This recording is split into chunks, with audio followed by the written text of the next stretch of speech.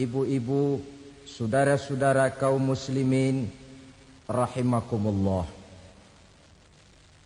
Pada pertemuan yang lalu sudah saya jelaskan bahwa hidup selalu berakhir dengan kematian. Apabila datang kematian menimpa seseorang, datanglah kiamat baginya.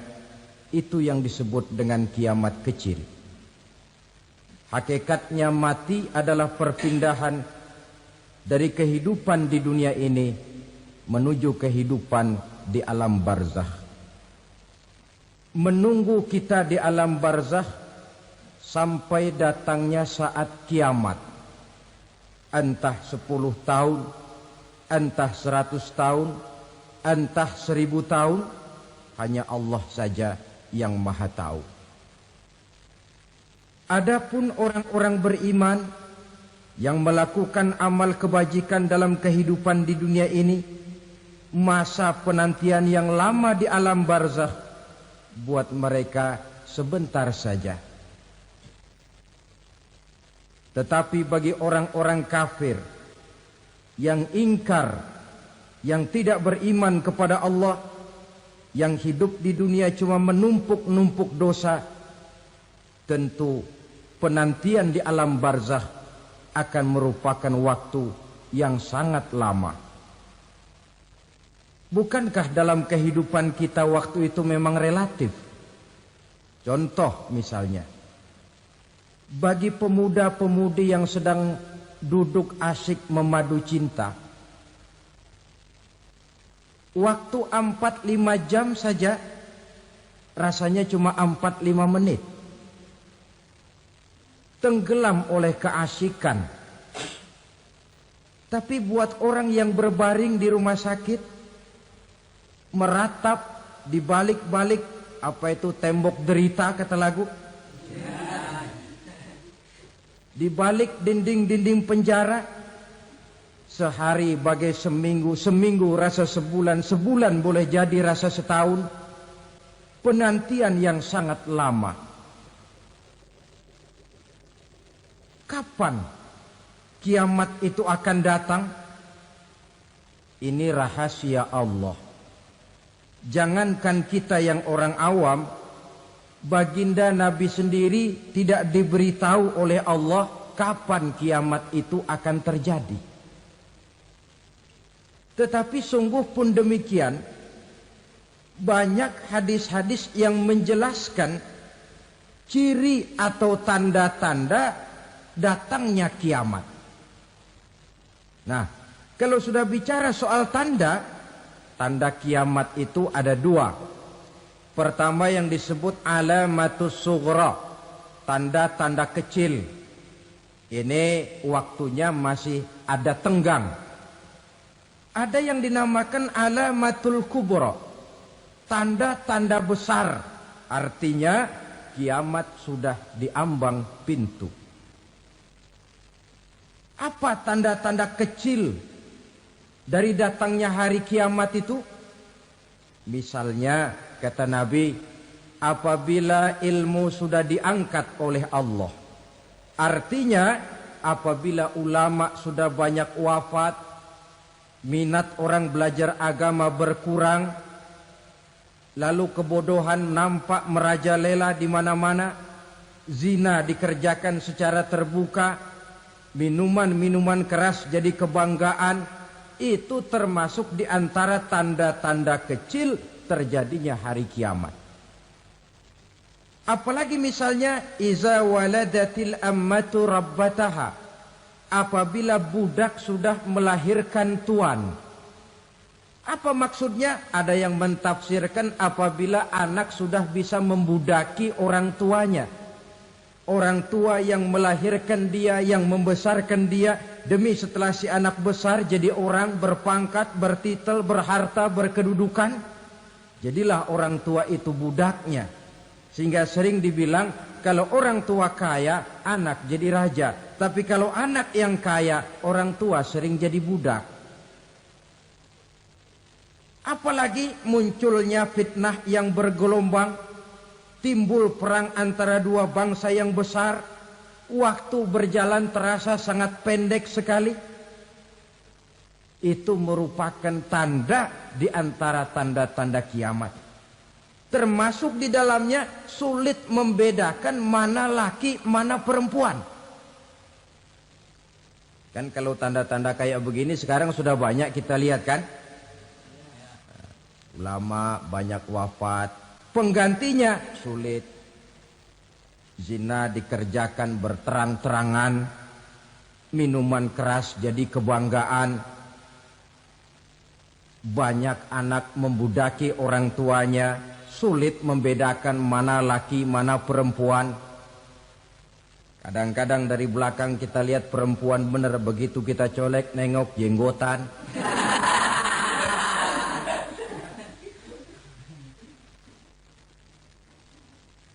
Ini termasuk tanda-tanda kecil. Masih ada tenggang sampai akan terjadinya kiamat itu. Nah, yang dimaksud dengan tanda-tanda besar, ini tanda besar artinya kiamat sudah di ambang pintu. Pertama, matahari terbit dari sebelah barat. Apabila matahari sudah terbit dari arah sebelah barat, tertutuplah sudah pintu taubat. Bersabda Nabi kita, la taqumus sa'atu hatta tatlu'a syamsu min maghribiha. Tidak akan datang hari kiamat sampai matahari terbit dari arah sebelah barat. Fa iza tala'at, manakala matahari telah terbit dari arah sebelah barat, wara'ahan nasu, manusia banyak menyaksikan itu, amanu ajma'un, mereka pun lalu beriman. Yang tadinya kafir, yang tadinya ingkar, yang tadinya membangkang, setelah melihat matahari terbit dari sebelah barat, buru-buru beriman, berlomba-lomba mengucap dua kalimat syahadat. Tapi apa yang terjadi? Kata Nabi, wadzalika hina la yanfa'u nafsan imanuha lam takun amanat min qabl. Hari itu adalah hari yang iman sudah tidak berguna lagi bagi seseorang apabila sebelumnya memang dia tidak pernah beriman. Au kasabat fi imaniha khaira, atau beriman tetapi tidak pernah melakukan kebajikan di dalam keimanannya itu. Hari yang sudah kasib, hari yang sudah terlambat, beriman tidak akan ada gunanya lagi. Ini pelajaran buat kita. Sebelum sang surya terbit dari sebelah barat, sebelum nafas sampai di tenggorokan, artinya pintu taubat masih terbuka. Kalau dua hal itu sudah terwujud, nafas sudah sampai di kerongkongan, atau matahari sudah terbit dari arah sebelah barat, tertutuplah sudah pintu taubat. Tak ada lagi gunanya pangkat, jabatan, harta, bahkan beriman pun dalam suasana macam itu. Too late, kata orang Kulon. Sudah terlambat. Matahari terbit dari arah sebelah barat. Itu tanda besar, artinya kiamat sudah di ambang pintu. Lalu apalagi tanda besar? Munculnya Dajjal. Dajjal artinya pendusta-pendusta yang menyesatkan manusia. Ada dua macam Dajjal, saudara. Ada Dajjal kecil. Ini Dajjal-Dajjal kelas teri. Kalau ini sejak zaman Rasulullah sudah ada itu. Tiap zaman ada. Di zaman Rasulullah misalnya ada yang bernama Aswad al-Unsi dari Yaman. Ada yang namanya Musailamah al-Kazzab dari Yamamah. Ada yang namanya Ibnu Sayyad dari Madinah. Ini Dajjal-Dajjal di zaman Rasul. Musailamatul Kazzab memproklamirkan diri jadi nabi dia. Di zaman Rasul masih hidup. Ini Dajjal zaman Nabi. Di zaman sahabat muncul Dajjal-Dajjal. Di zaman kita sekarang ini Dajjal-Dajjal pun gentayangan. Dajjal kelas teri. Kerjanya mendustakan manusia, menyesatkan manusia, memalingkan manusia dari jalan yang benar dan diridhoi oleh Allah Subhanahu wa taala. Adapun yang merupakan tanda besar dari datangnya kiamat, dajjal kelas kakap. Pembohong-pembohong besar yang menyesatkan masyarakat manusia berpaling dari jalan Allah mengikuti jalan mereka. Apa sih ciri dajjal itu? Kata Nabi dalam hadis Bukhari Muslim, "Innad dajjala", sesungguhnya yang namanya dajjal itu yakhruju, satu saat akan muncul mendekati hari kiamat. Wa inna ma'ahu ma'an, si dajjal ini membawa air. Wa naran, dan juga membawa api. Dua simbol. Di tangan yang satu dia bawa air, di tangan yang satu dia bawa api. Wa ammal ladzi yarahu an-nasu ma'an fanarun. Adapun yang orang banyak lihat air, hakikatnya adalah api. Yang dilihat api, hakikatnya adalah air. Oleh sebab itu, kalau api yang ditawarkan, ambillah air. Kalau air yang ditawarkan, pilihlah api. Maksudnya apa ini? Ini bahasa simbol, saudara-saudara. Dajjal bicaranya seolah-olah untuk kepentingan manusia. Menawarkan surga. Surga yang dia tawarkan hakikatnya neraka.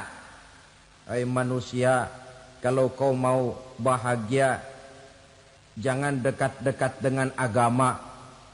Solat itu tidak efektif dan efisien, tidak produktif dari segi ekonomi itu. Menghadiri majelis taklim cuma buang-buang waktu. Tahajud, tasbih, tahlil, baca Quran, apa itu? Pekerjaan mubazir saja. Hidup ini cuma sekali, masa yang cuma sekali, manfaatkan dengan sebaik-baiknya. Mumpung. Dibawanya sifat mumpung, tetapi dalam pengertian yang sangat negatif. Bicaranya seolah-olah untuk kepentingan manusia, tetapi sebenarnya menjerumuskan manusia. Menawarkan air, tapi sebenarnya api. Menawarkan api, tapi hakikatnya air. Buat apa kamu sholat? Buat apa kamu bayar zakat? Buat apa kamu puasa? Surga yang dicanangkan Dajjal, hakikatnya neraka. Neraka yang digambarkan Dajjal, pada dasarnya adalah surga. Jadi memutarbalikan fakta itu kerjaan Dajjal. Yang hak jadi batil, yang batil dibilang hak, yang benar jadi salah, yang salah malah jadi benar. Tuntunan disuruh jadi tontonan, tontonan malah menjadi tuntunan. Itu pekerjaan Dajjal profesinya. Zamannya Nabi Adam, Dajjalnya kan iblis. Betul? Betul. Apa sih rayuan iblis itu? Allah setelah menciptakan Nabi Adam kan bilang, Adam, kau dan istrimu Hawa tinggal di surga ini.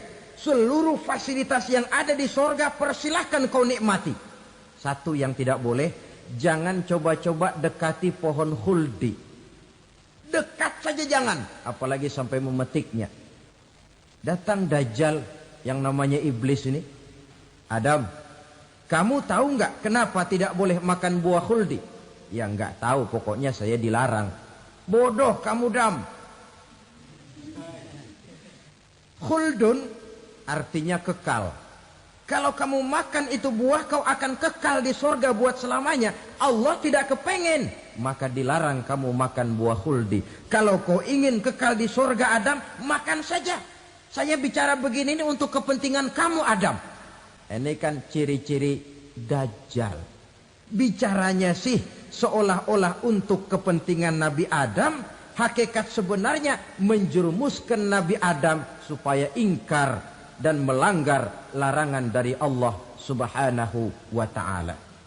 Jadi setelah muncul Dajjal, timbul kekacauan-kekacauan di masyarakat. Banyak yang terpengaruh, terpedaya dan terpesona. termasuk mereka yang memproklamirkan diri jadi nabi, mereka yang memproklamirkan diri jadi rasul di zaman sesudah Rasulullah wafat, itu adalah dajjal-dajjal. Maka saya ingatkan, kalau di zaman kita sekarang ini ada orang ngaku jadi nabi, ada orang ngaku jadi rasul, biar bahasa Arabnya kental, Quran hafal, ribuan hadis hafal, biar pakai serban sampai menyengser ke tanah, bahasa Arabnya fasih, tapi dia mengaku jadi nabi, jadi rasul, kita umat Islam wajib tidak percaya. Wajib untuk tidak percaya. Itulah dajjal-dajjal zaman kita sekarang ini. Tidak mustahil mereka datang mempengaruhi orang awam supaya berpaling dari Rasulullah, mengikuti mereka. Nah, di akhir zaman nanti, mendekati hari kiamat, dajjal ini muncul, dajjal kelas kakap, menyesatkan masyarakat manusia untuk berpaling dari Islam, mengikuti seruan mereka.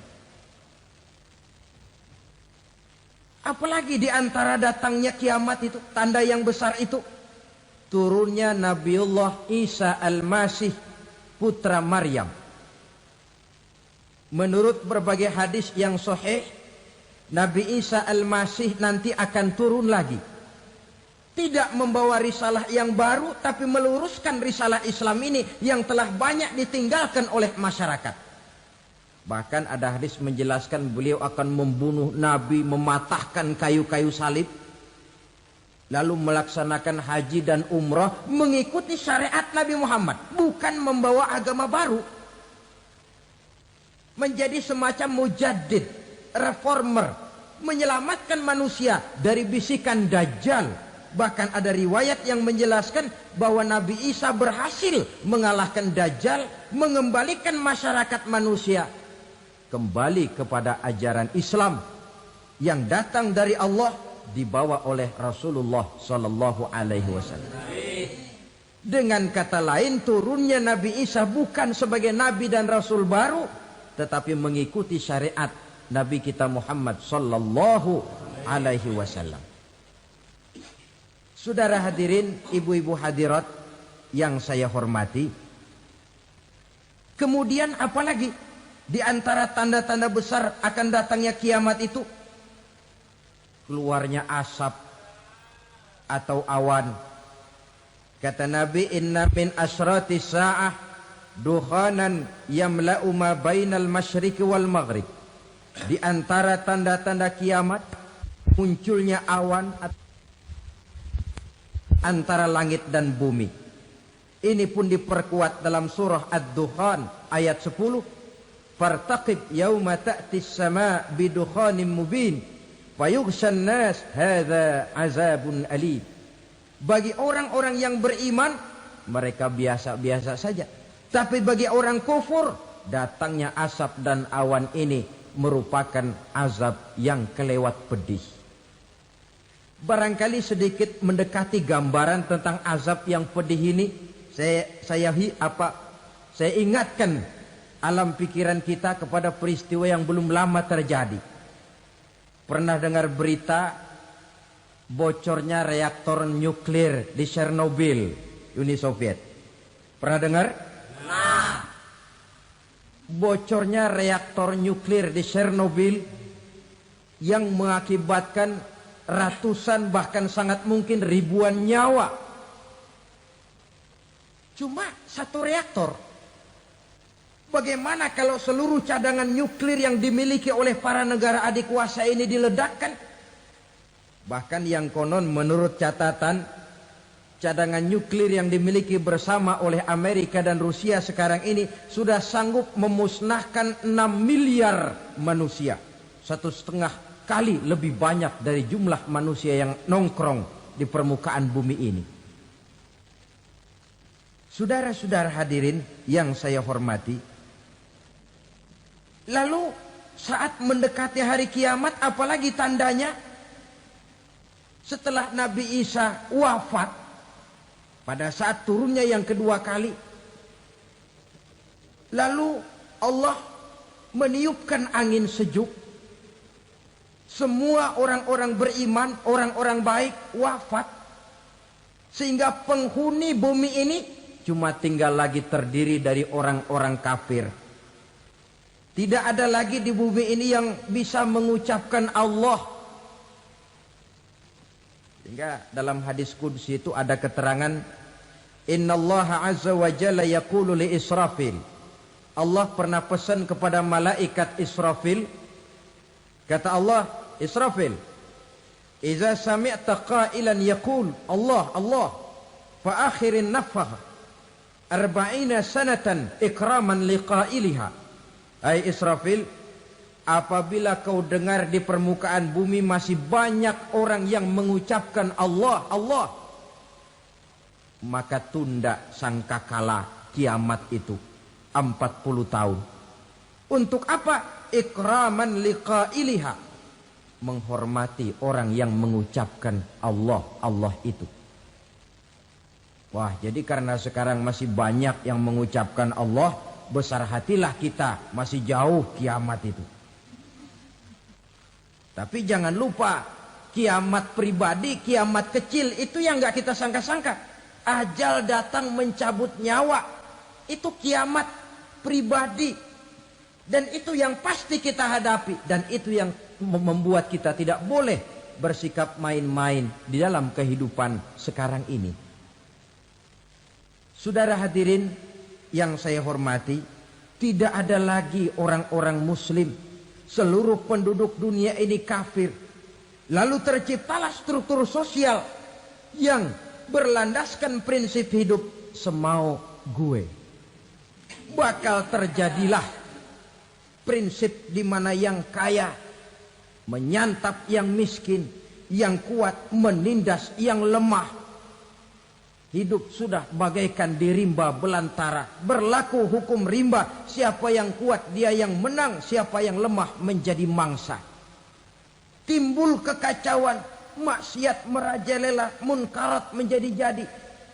Sehingga isi bumi ini penuh dengan segala macam perbuatan dosa. Tidak ada perlunya lagi alam diperpanjang temponya.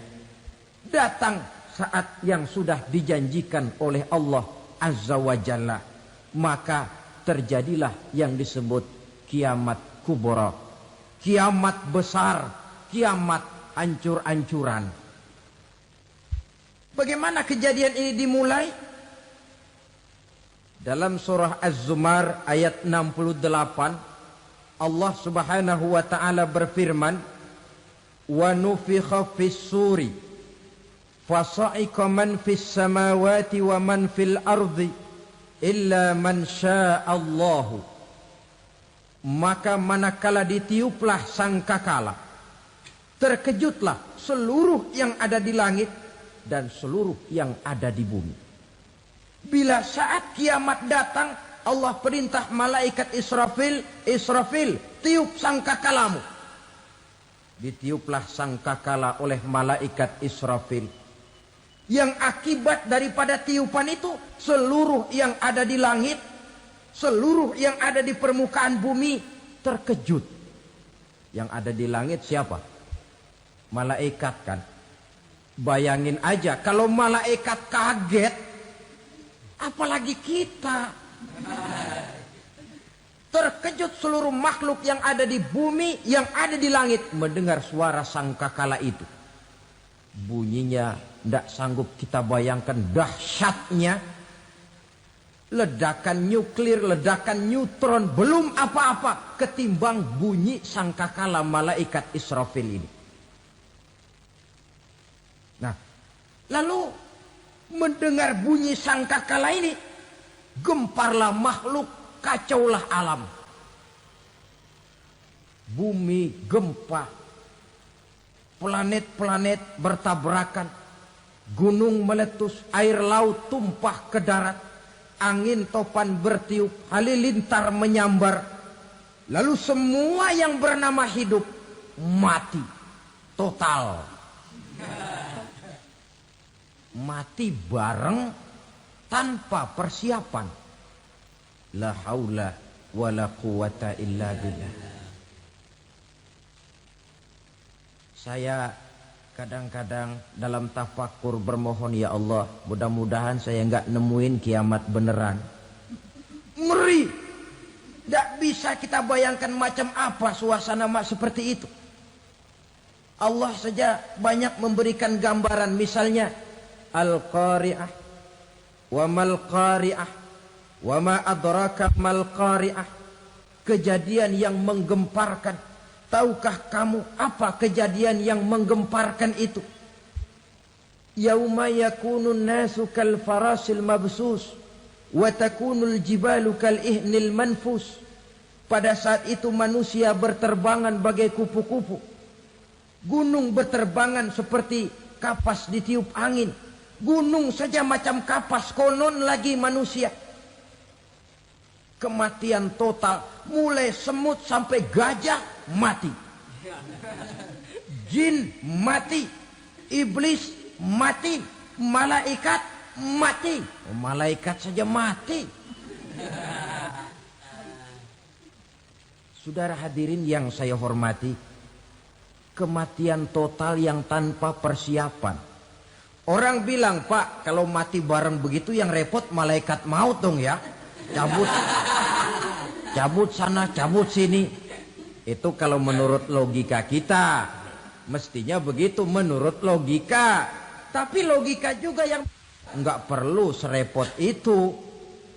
Sebab untuk mematikan listrik di wilayah DKI, di wilayah Jakarta, enggak perlu tiap rumah didatengin, matiin, ya lama.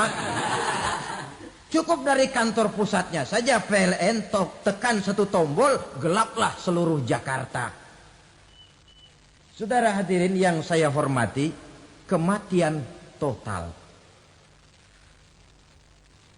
Lalu setelah kematian total, planet-planet juga mati, dalam arti tidak bergerak dan beredar. Angin mati, dalam arti tidak bertiup. Air mati, dalam arti tidak ada riak gelombang. Pokoknya semua mati. Kullu nafsin za'iqatul maut. Semua yang bernafas mati. Dalam ayat lain, kullu man 'alaiha fan. Semua yang ada di permukaan bumi fana. Yang kekal cuma Allah Subhanahu wa ta'ala. Yang paling belakang mati, malaikat maut dan malaikat Israfil. Tapi mati juga sesuai dengan janji Allah. 40 lamanya. Tidak dijelaskan oleh Abi Hurairah 40 jam, apa 40 hari, apa 40 tahun. Hadis-hadis cuma menyebutkan 40 saja. Sunyi alam. Yang tinggal cuma Allah saja lagi. Ketika itu Allah berseru-seru, katanya, limanil mulkul yauma. Siapa para penguasa hari ini? Mana itu raja-raja dan penguasa yang dulu mengaku jadi Tuhan? Fir'aun. Mana Fir'aun sekarang? Yang dulu jadi raja, merasa berhasil, sombong, lalu tidak mau turun-turun dari kekuasaannya, sampai kepada puncak kekurang ajarannya mengangkat diri jadi Tuhan. Mana itu Fir'aun? Namrus. Mana sekarang Namrus? La ilaha illa ana. Ternyata tidak ada Tuhan lain selain daripada aku, kata Allah. Proses kemudian, saudara-saudara, turunlah hujan dari langit. 40 lamanya hujan itu. Tidak jelas juga 40 jam apa 40 hari. Setelah air turun membasahi, datanglah tiupan sangkakala yang kedua. Semua yang bernama mati bangkit dari kuburnya masing-masing. Ini yang disebut Yaumul Ba'thi, hari kebangkitan. Allahu Akbar. pada saat kita bangkit dari kubur kita masing-masing, kumpul di padang mahsyar namanya. Bayangin aja, saya sendiri nggak sanggup bayangin. Manusia sejak zaman Adam sampai zaman kiamat kumpul bareng di tempat sama. Berapa banyaknya itu?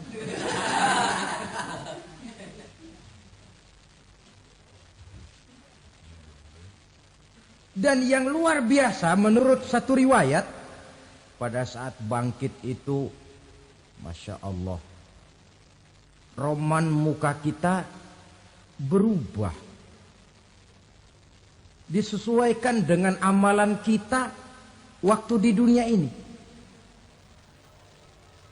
Barang siapa yang waktu di dunia amalannya itu amalan tikus,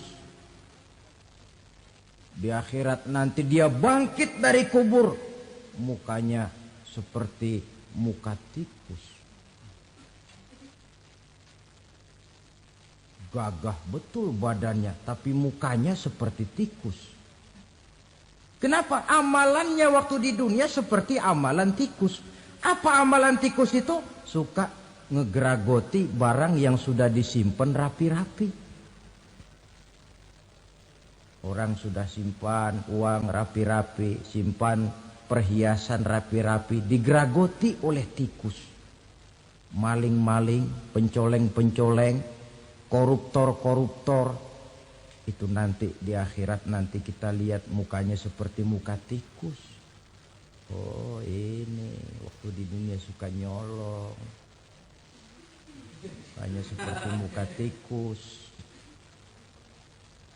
Barang siapa yang waktu di dunia ini amalannya itu amalan macan, dia akan bangkit nanti mukanya seperti muka macan. Apa amalan macan? Macan itu amalannya menang-menangan. Orang yang mau menang saja nggak mau mengalah. Coba lihat di hutan. Kenal hutan nggak? Di hutan, raja hutan di mana-mana pasti macan. Betul kan? Betul. Padahal hutan belum pernah bikin pemilihan umum. Tapi macan tidak peduli ada pemilihan umum apa tidak, pokok saya raja. Sebab apa? Macan jadi raja itu bukan karena benar, tapi karena kuat jadi raja. Setelah dia jadi raja, rakyat hutan yang mesti dilindungi malah dimakan oleh raja macan. Kambing rakyat hutan dimakan oleh macan. Ayam rakyat hutan dimakan oleh macan. Itu nanti kita lihat di akhirat itu mukanya seperti muka macan, gagah betul. Lalu barang siapa yang di dunia ini amalannya itu seperti amalan anjing, nanti dia punya muka seperti muka anjing. Apa amalan anjing? Pertama, anjing itu kalau disuruh jaga rumah, dia tidak bisa membedakan mana maling, mana tamu. Biar yang datang maling, kalau bawa tulang, anjing kalem. Yang kedua, anjing itu akan setia kepada siapa saja yang memberinya roti. Siapa yang memberinya roti, itulah majikannya. Apa kata majikannya, pasti dia laksanakan. Soal benar atau salah dia tidak peduli. Setelah anjing dapat roti, dia tidak punya pilihan lain kecuali bilang, abdi mah kumaha juragan wae ayeuna mah.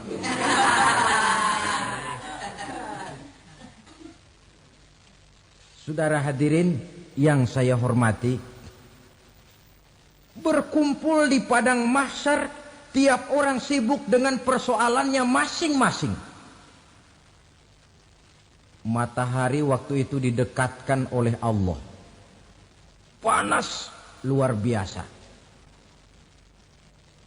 Ada yang saking panasnya itu mencucurkan peluh keringat sampai sebatas mata kakinya. Ada yang keringatnya sampai sedengkulnya. Ada yang keringatnya sampai sepusatnya. Ada yang keringatnya mengalir sampai sebahunya. Ada yang kelelap oleh keringatnya sendiri. Sementara orang di sampingnya nggak apa-apa. bergantung lagi amalan dia waktu di dunia ini. Saudara-saudara, sebagian orang dalam kepanikan padang mahsyar berombong-rombong datang mereka menghadap Nabi Adam. Ya Adam, anta abal bashar. Hai Adam, Tuhan adalah bapak moyang manusia. Kami sebentar lagi akan disidang, dimintakan pertanggungan jawab. Tolonglah kami, hai Adam. Kata Nabi Adam, jangankan nolongin sampean, saya sendiri tanggung jawab di hadapan Allah ketika dulu tidak boleh makan khuldi, saya serobot. Sudahlah, urus diri masing-masing saja, nafsi. Begitu kata Nabi Nuh, begitu kata Nabi Ibrahim. Tiap orang bertanggung jawab sendiri-sendiri. Ketika itulah saudara-saudara, nikmatnya menjadi umat Nabi besar Muhammad sallallahu alaihi wasallam. Sebab apa? Walaupun menurut abjad kita ini umat paling belakang, paling belakang kita ini toh, karena Nabi Muhammad adalah Nabi akhir. Tapi akan dihisap lebih dulu, lewat di atas sirat lebih dulu, masuk surga lebih dahulu ketimbang umat-umat belakangan. Ketika Rasul mendekati ajal, beliau tanyakan itu kepada malaikat Jibril. Malaikat Jibril berkata, Muhammad jangan khawatir, Allah sudah berjanji, inni haramtul jannata ala sairil anbiya hatta tadkhulaha anta. Wa haramtuha ala sairil umami hatta tadkhulaha ummatuka. Surga aku haramkan buat seluruh nabi kecuali kalau engkau Muhammad sudah masuk ke dalamnya. Dan surga aku haramkan buat seluruh umat kecuali kalau umatmu Muhammad sudah masuk ke dalamnya. Logikanya, walaupun menurut abjad kita umat paling belakang, bakal dihisap paling dulu, lewat di atas sirat paling dulu, masuk surga paling dulu, kalau mampir ke neraka juga paling dulu. Ya resiko. Jangan mau enaknya aja paling dulu. Saudara hadirin yang saya hormati, setelah masa kebangkitan, itu jangan dikira begitu bangkit langsung diperiksa. Masih menunggu menanti ribuan tahun perhitungan padang mahsyar untuk sampai kepada proses yang disebut yaumul hisab, hari perhitungan. Seorang demi seorang bakal dipanggil. Bayangkan saja, kita se-RT saja di absen, kadang-kadang perlu waktu lama. Ini manusia sejak zaman Nabi Adam sampai datang hari kiamat, satu demi satu disidang di hadapan Qadhi Rabbul Jalil. Status sosial copot sudah waktu itu. Yang pernah jadi hartawan di situ tidak lagi kelihatan kehartawanannya. Yang pernah jadi jenderal tidak lagi dipanggil jenderalnya. Yang ustadz tidak lagi dipanggil al-mukarramnya. Seluruh status sosial selesai. Dipanggillah kita seorang demi seorang menghadap Qadhi Rabbul Jalil. Bagaimana proses penghisaban itu? Pertama, proses tanya jawab. Di antaranya ada hadis menyatakan, lan tazula qadama 'abdin yaumal qiyamah hatta yus'ala an arba'i khisalin. Besok di hari kiamat tidak akan bergeser telapak kaki seorang hamba sampai dia ditanya lebih dulu tentang 4 persoalan. Tentang ilmunya. Kemana ilmu itu diamalkan? Tentang umurnya. Di mana umur itu dihabiskan? Tentang masa mudanya. Kemana masa muda itu dipakai? Tentang hartanya. Dari mana harta itu didapat dan kemana harta itu dibelanjakan. Ini termasuk proses tanya jawab. Jadi kalau istilah pengadilan dunia, nama Fulan bin Fulan. Kamu waktu di dunia diberikan umur panjang untuk apa? Pernah mengalami masa muda, kemana kau habiskan masa remajamu? Kau diamanahkan ilmu, dengan apa ilmumu kau amalkan? Kau diberikan harta, dari mana harta kau dapat, kemana kau belanjakan? tak seorang pun yang bisa mungkir. Sebab apa? Dikala itu yang menjadi saksi bukan orang. Yang menjadi saksi adalah seluruh anggota badan kita. Tangan bicara, kaki jadi saksi terhadap seluruh amalan yang pernah kita kerjakan pada saat kehidupan di alam dunia ini. Selesai proses tanya jawab, lalu diperlihatkan buku catatan kita waktu hidup di dunia ini. Jangan lupa Allah itu menyiapkan 2 superkomputer kepada kita. Sebelah ditempelin sebelah kanan, yang sebelah tempelin di sebelah kiri. Komputer itu namanya Raqib dan Atid. 2 malaikat yang apabila baik kita lakukan, refleks saja akan menulis kebajikan kita. Jahat kita kerjakan akan tertulis. Catatan itu nanti diperlihatkan kepada kita. Waduh, alangkah malunya pada saat diperlihatkan catatan kita, buku rapot kita merah melulu. Barangkali diperiksa sambil diomelin, brengsek lo. Buku merah melulu begini bagaimana waktu hidup di dunia? Tidak cukup diperlihatkan buku catatan kehidupan, rekaman kehidupan. Rekaman kehidupan kita secara utuh sejak terlahir sampai ajal datang merenggut nyawa. Barangkali mirip dengan video sekarang ini, di mana terekam dengan baik seluruh kegiatan kita sejak yang sekecil-kecilnya sampai kepada yang sebesar-besarnya. Untuk kemudian kita pun menerima balasan. In khairan fa khairun wa in syarran fa syarrun. Kalau baik ya baik balasannya, kalau jahat ya jahat juga balasannya. Catatan-catatan kita diberikan. Kalau banyak kebajikannya diberikan di tangan kanan dengan cara yang halus. Kalau banyak kejahatannya diberikan dari sebelah kiri atau dilempar dari belakang. Itulah sebabnya sejak di dunia ini kita sudah mohon kepada Allah.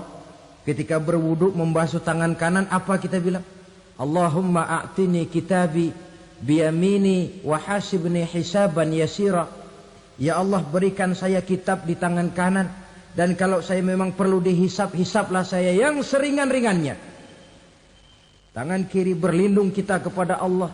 Jangan sampai diberikan kitab di tangan kiri atau dari arah sebelah belakang. Wa a'udzubika an tu'tiya kitabi bishimali aw min wara'i zuhri, dari arah sebelah belakang. Na'udzubillah min dzalik. Setelah selesai lewat proses penghisaban, lewat mizan, timbangan, maka yang sudah selesai dihisab itu bergeraklah menuju sirat, jembatan yang terbentang menuju surga melalui neraka. Saudara-saudara, panjangnya perjalanan sirat itu memakan waktu ratusan tahun. Tetapi orang yang lewat di atas sirat pun macam-macam, bergantung amalannya ketika di dunia ini. Ada yang lewat di atas sirat itu kal barkil khatib, seperti kilat yang menyambar, lep, sudah sampai dia di surga. Cepat bukan main. Ada yang lewat di atas sirat itu seperti orang lari-lari. Ada yang lewat di atas sirat itu seperti orang jalan biasa. Ada yang sambil merangkak, ada yang sambil ngesor, ada yang sambil gelayutan, ada yang selamat sampai ke ujung ke surga, ada yang tergelincir jatuh masuk ke dalam neraka, bergantung amalannya dalam kehidupan di dunia sekarang ini. Tiap kita akan melewati yang namanya sirat ini. Saudara-saudara kaum muslimin yang saya hormati, dengan demikian mereka yang selamat melalui sirat sampai ke terminal akhir surga. Mereka yang ketika dihisab ternyata banyak kejahatannya daripada kebaikannya, mereka singgah di dalam neraka. Nah, adapun orang-orang yang beriman menurut ayat Quran dan hadis Nabi itu nanti ada bermacam-macam. Ada orang beriman itu yang dimasukkan surga. Ada orang beriman itu yang dimasukkan ke dalam surga. Ada orang beriman itu yang disebut penduduk surga. Kenapa lain-lain, Pak? Karena waktu di dunia amalannya juga lain-lain. Ada orang beriman yang masuk surga. Ini paling murah tiketnya. Mau masuk surga? Kata Nabi begini, ma min abdin qala la ilaha illallah thumma mata ala dhalik illa dakhalal jannah. Kalau seorang hamba sudah mengucap 2 kalimat syahadat, dia yakin dengan kebenaran kalimat itu sampai matinya, orang itu akan masuk surga. Abi Dzar yang waktu itu diajak bicara heran, ya Rasul kok gampang betul? Iya. Walaupun orang itu mencuri, iya. Walaupun orang itu berzina, iya. Biar dia mencuri, biar dia berzina, kalau dia sudah mengucap 2 kalimat syahadat, dia yakin dengan kebenaran kalimat itu sampai matinya, itu orang akan masuk surga. Jadi masuk surga cukup 2 kalimat syahadat, yakin sampai mati, masuk surga. Itu perkara masuk. Tapi kalau pertanyaannya diterusin, masuknya kapan, Pak? Nah, ini lain lagi urusannya. Sebab ada yang masuknya itu langsung, ada yang mampir dulu. Di sana tempat cuma 2. Kalau tidak surga, neraka. Mau ke surga, tapi mampir dulu. Yang mampirnya jelas di neraka. Kenapa? Dalam hadis qudsi ada riwayat, nanti itu di akhirat, setelah Allah selesai mengatur penduduk surga, masuk surga, yang neraka, masuk neraka, Allah berkata kepada malaikat Malik, malaikat Malik, labaik ya Allah, itu bajingan-bajingan tengik, manusia-manusia durjana, yang waktu di dunia tidak mau sujud, jauh dari ulama, gemar melakukan yang munkarat dan maksiat, hidup di tengah masyarakat selalu jadi bibit keonaran, kufur, sudah masuk neraka semua. Sudah ya Allah. Nah, kalau sudah, coba sekarang kamu masuk, Malik. Saya, iya, masuk neraka. Mau apa ya Allah? Kata Allah, akhriju minan nar man kana fi qalbihi misqala habbatin min khardalin min iman. Kau masuk neraka, cari di dalam neraka orang-orang yang ada imannya walaupun kecil sebesar biji zarah, angkat mereka keluar. Masuk malaikat Malik ke neraka, cari orang yang ada imannya, korek-korek. Ya repot, udah pada gosong. Yang ada imannya diangkat ke atas, yang ada imannya diangkat ke atas. Lalu dimandikan di Nahrul Hayat, namanya sungai kehidupan di akhirat nanti. Cakep lagi rupanya, bersih lagi wajahnya, apel di hadapan Allah. Kata Allah, bagaimana mas? Kapok enggak sampean? Kapok ya Allah. Nah, kalau kapok, idhab fadkhulil jannah. Pergi, masuk surga sana. Berangkat mereka ke surga. Ketemu sama teman-temannya yang udah sampai lebih dulu. Yang nggak pakai mampir lagi. Terjadi dialog. Kata teman-temannya yang udah pada nyampe duluan, Mas, iya. Emang baru sampai? Saya baru sampai. Memang mampir di mana dulu, Mas? Kita sudah lama sampai di surga. Saudara buka surah Al-Muddatsir ayat 34-35. Ma salakakum fis saqar? Kenapa kamu mampir di neraka Saqar? Qalu lam naku minal musallin. Mereka menjawab, kami mampir di neraka sakor mas, gara-gara dulunya kami waktu di dunia tidak pernah sholat. Tidak pernah sholat? Tidak pernah. Kan rumahnya dekat masjid. Cuma dekat doang mas. Sholat mah enggak saya. Enggak pernah ngasih makan fakir miskin. Tidak pernah hadir di majelis taklim. Pendeknya tidak pernah melakukan kebajikan. Maka saya pun mampir di neraka sakor.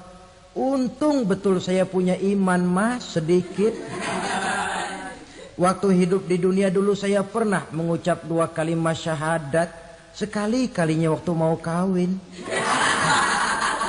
Masya Allah. Untung saja kawin. Kalau nggak kawin polos.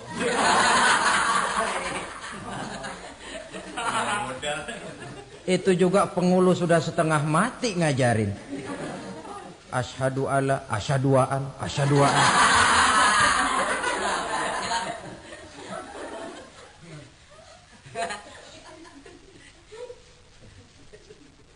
Ini namanya masuk surga. Ada mampir dulu. Ada pula orang mukmin itu yang dimasukkan surga. Namanya dimasukkan kan terima beres. Saya masuk ke rumah, jalan sendiri, cari tempat sendiri. Saya dimasukkan ke dalam rumah, terima beres. Pokok ada di dalam, itu dimasukkan namanya. Nggak pakai mampir. Tapi tentu tiketnya lebih mahal ketimbang yang pertama tadi. Apa kata Allah? Innal ladzina amanu wa amilus solihat la ukaffiranna anhum sayyi'atihim wa la udkhilannahum jannah. Sesungguhnya orang-orang yang beriman kemudian beramal soleh, kami hapuskan segala dosa dan kesalahannya, kami masukkan mereka ke dalam surga. Lihat ayatnya. Allah yang memasukkan, kita yang dimasukkan. Tidak pakai transit, tidak usah mampir. Cuma tidak cukup syahadat, tidak cukup amanu, tapi diiringi dengan wa'amilus salih.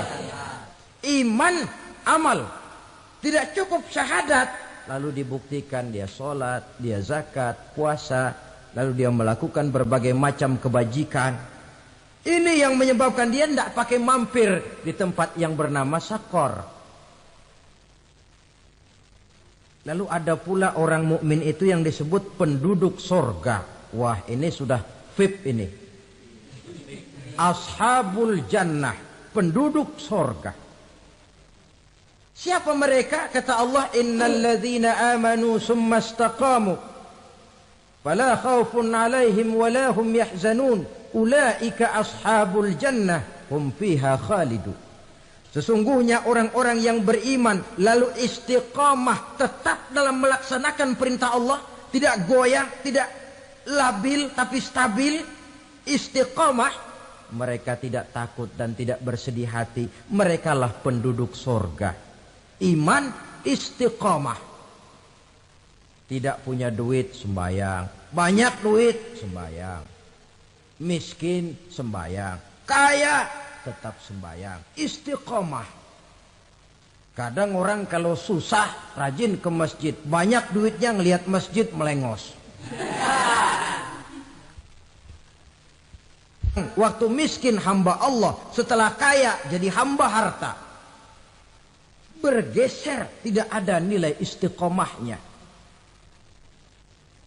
Saudara-saudara, dengan begitu penduduk neraka itu dua. Ada penduduk permanen, ada penduduk yang semi permanen. Yang semi permanen orang-orang beriman yang mempunyai dosa besar. Mereka masuk ke neraka untuk menerima azab sesuai dengan dosanya. Bila selesai masa azab itu, mereka akan diangkat untuk ditempatkan kembali ke dalam surganya Allah Subhanahu wa ta'ala. Nah, dikala itulah saudara-saudara, ada yang disebut syafaat dari Rasulullah Sallallahu Alaihi Wasallam. Tapi tentu jangan lupa, syafaat ini ibarat kain menambal dia. Kita punya kain bolong-bolong sedikit, syafaat yang menambal. Sholat kita ada kurang dikit, sedekah kita ada campur riak dikit, amalan kita ada tidak karena Allah dikit, kita berharap syafaat. Jadi biarlah kain masih bolong-bolong, yang penting punya kain. Tapi kalau kainnya tidak ada, yang ditambal apanya? Sholat tidak, puasa tidak, zakat tidak, berharap syafaat saja. Ya, terlalu berlebihan itu. Saudara hadirin yang saya hormati, apabila selesai proses penghisaban, proses penghitungan, maka dikala itulah manusia terbagi dalam dua kelompok besar. Fariqun fil jannah wa fariqun fis sa'ir. Sekelompok orang-orang beruntung yang masuk ke dalam surga, dan sekelompok lagi masuk ke dalam neraka. Akan memakan waktu untuk menceritakan sifat surga dan neraka, tapi insya Allah pada kesempatan pertemuan lain saya sampaikan. Namun sebagai gambaran umum cukuplah saya sampaikan sebuah hadis qudsi. Allah jelaskan, a'dadtu li'ibadiyas salihin ma la ainun ra'at wa la uzunun sami'at wa la khatara fi qalbil bashar. Aku sediakan buat hamba-hambaku yang soleh, yang tidak pernah terlihat oleh mata, tidak pernah terdengar oleh telinga, dan belum pernah terdetik dalam hati manusia. Jadi kenikmatan surga belum pernah dilihat mata, belum pernah didengar telinga, belum pernah terdetik dalam hati. Pedihnya azab neraka belum pernah terlihat mata, belum pernah terdengar telinga, belum pernah terdetik dalam hati. Saudara hadirin yang saya hormati, oleh karena itu sebagai uraian akhir daripada kiamat ini, marilah sama-sama kita memanfaatkan hidup dengan sebaik-baiknya, supaya jangan timbul penyesalan di hari kemudian nanti. Mudah-mudahan kita seluruhnya diselamatkan Allah dari azab neraka dan mendapat surga.